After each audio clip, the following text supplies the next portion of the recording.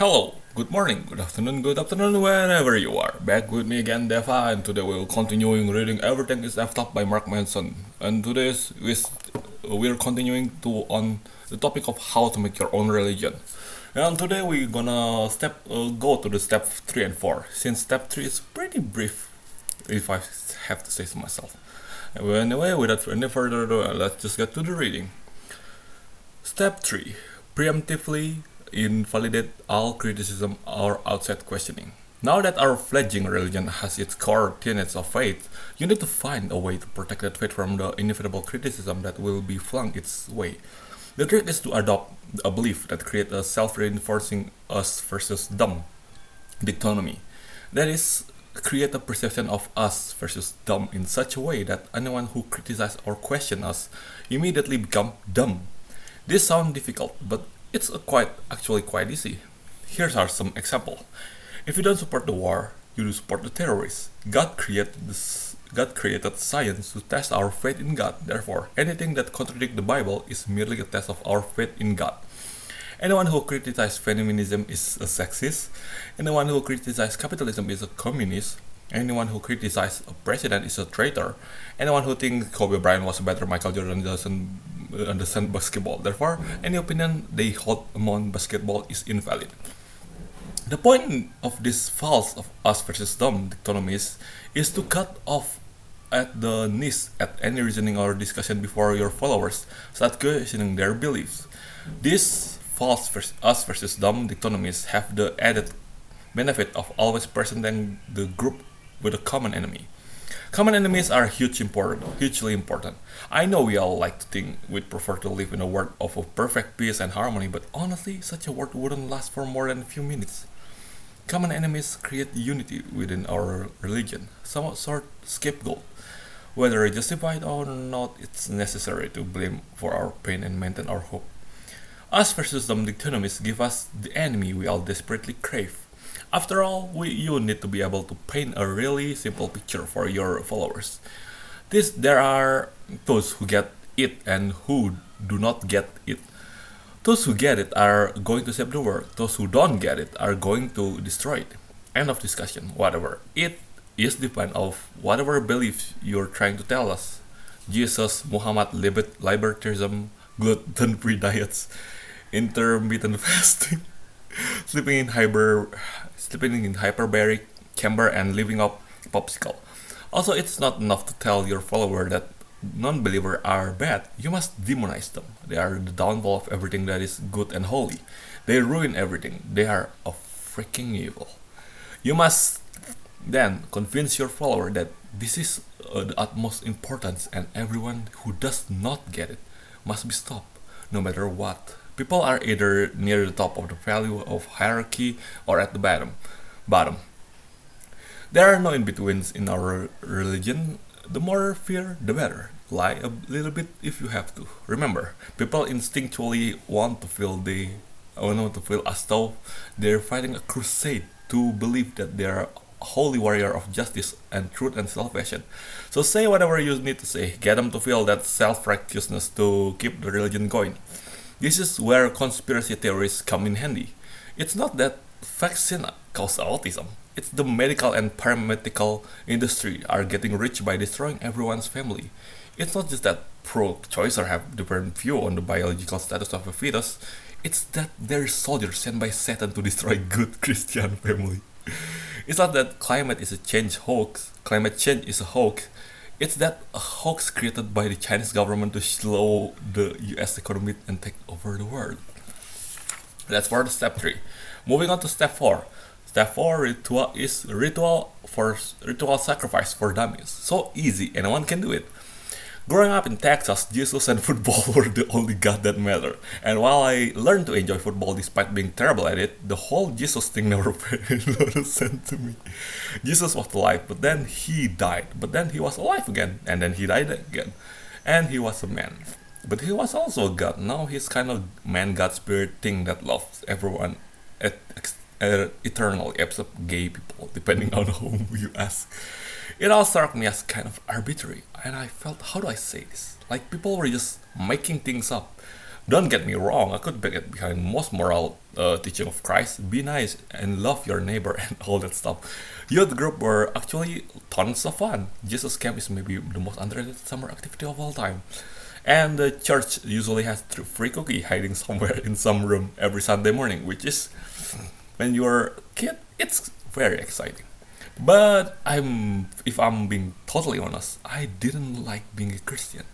And I didn't like for a really dumb reason. My parents made me wear lame dress clothes. That's right, I questioned my family's faith and went atheist at age 12 over kiddie suspender and bow ties.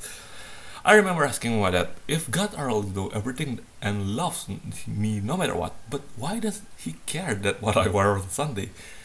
That would just me, but that would shut me. But Dad, if God will forgive us for our sin no matter what, why not just lie and cheat and steal all the time? Another shush.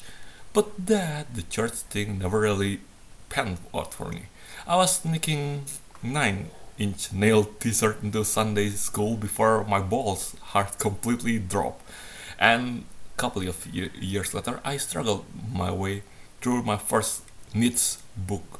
From there, it was all downhill. I started acting out, bailed on Sunday school, go to smoke cigarette and adjoining parking lot. It was over. I was a little hidden.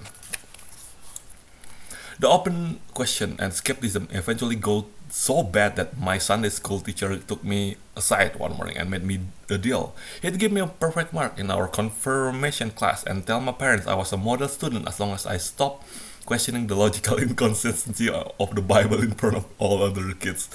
And I agreed. This probably won't surprise you, but I'm not very spiritual. No supernatural belief for me, thank you. I get sick pleasure from chaos and uncertainty. This, unfortunately, has condemned me to live a struggle with the uncomfortable truth, but it's something I've come to accept about myself. Now that I'm older, though, I get the whole dress up for Jesus thing and whatever. Despite what I thought at the time, it wasn't about my parents or God torturing me. It was about respect, and not to God, but to the community, to the religion. Dressing up on Sunday about virtue signaling to the other churchgoers. Excuse me. This Jesus stuff is serious business. It's part of the us versus them dynamic. It signals that you're an us and that you should be treated as such. And then there are robes. Ever notice that most important moments in life are always accompanied by someone in the robe? Wedding, graduation, funeral, court hearing, judicial committee hearings, open heart surgery, baptism, and yes, even church sermons. I first noticed the robe thing when I graduated from college. I was hungover and on about 3 hours sleep when I stumbled on my set off for commencement. I looked around and thought, holy moly, I haven't seen this many people wearing a robe in one place since I went to church. Then I looked down, and to my horror, I realized that I was one of them. I'm wearing robes too, what the hell? The robe, a visual cue that's signaling us an importance, is part of the ritual thing. And we need ritual because ritual make our values tangible. You can't think your way towards valuing something. You have to live it. You can't think of your way you have to experience it, and one way of making it easier is for other to live and experience a value is to make up cute outfit for them to wear and important sounding word for them to say. In short, to give them ritual are visual and experimental representation of what we deem important. That's why every God religion has them. Remember, emotion are action. The two are one and the same. Therefore, no modify or reinforce the feeling brain value hierarchy.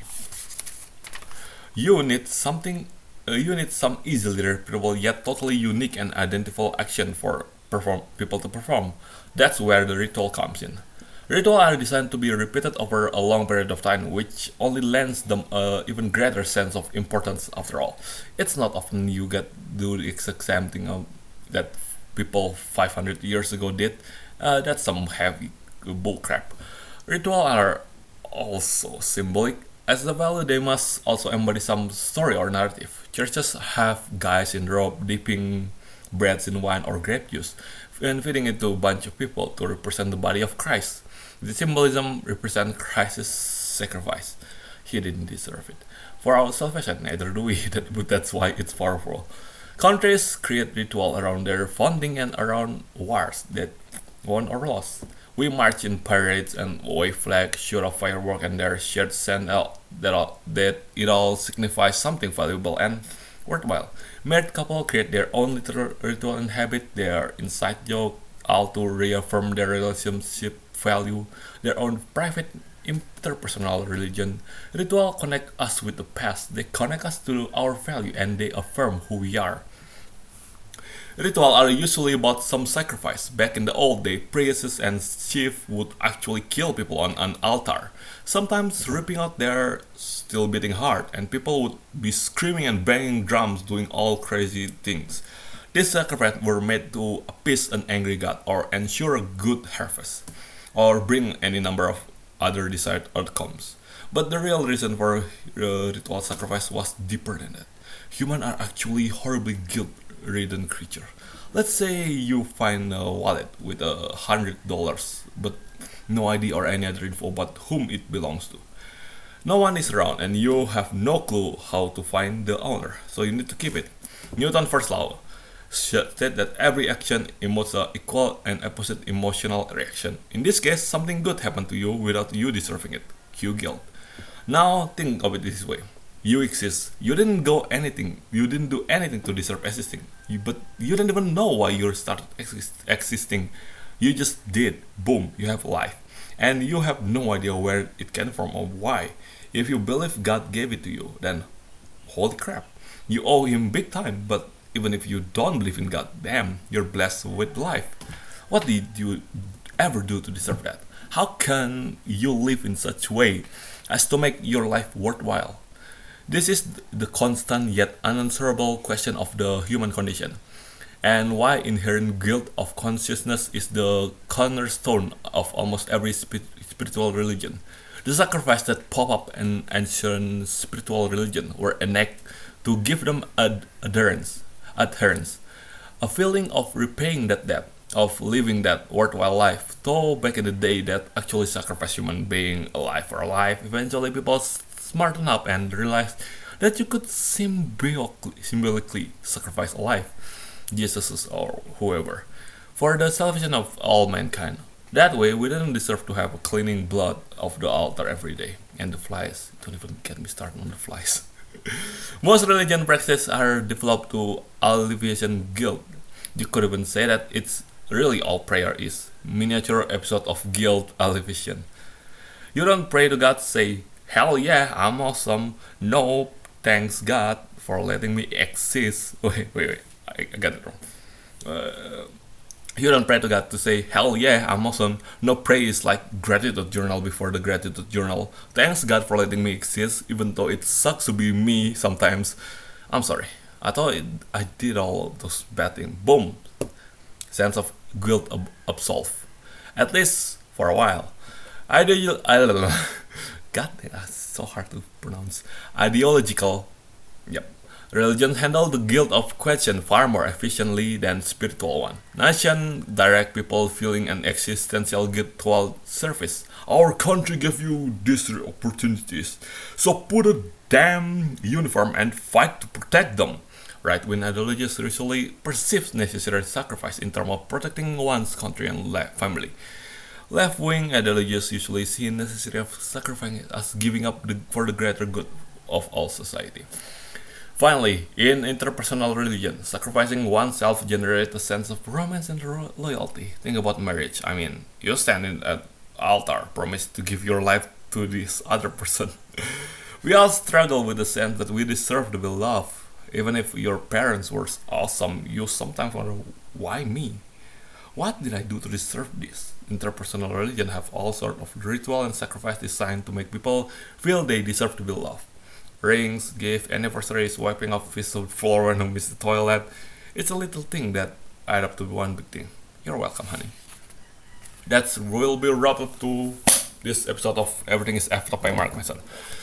Okay, so part 3 basically conclude that every religion needs some kind of enemy that we need to fight like, tyrants, something like that, just to keep the religion going, because without an quote-unquote enemy, the religion has not really a reason to going on because all the bad thing has already disappeared. They just need to die now, apparently. And on the fourth step, it mentioned that. Wait, let me just. Ritual, ritual, which is we often see basically every religion has ritual. Islam has kurban, Bali has a bunch of them like pengurukan like that. Um, um, Christian, I don't really know, but I'm pretty sure there are like a bunch of Thanksgiving. We technically sacrifice a turkey there. Okay, well, still in context, I guess, in terms of stereotypical religion in this book. Continuing the last part. Well, that's all for today. Thank you for watching. See you next time. Bye.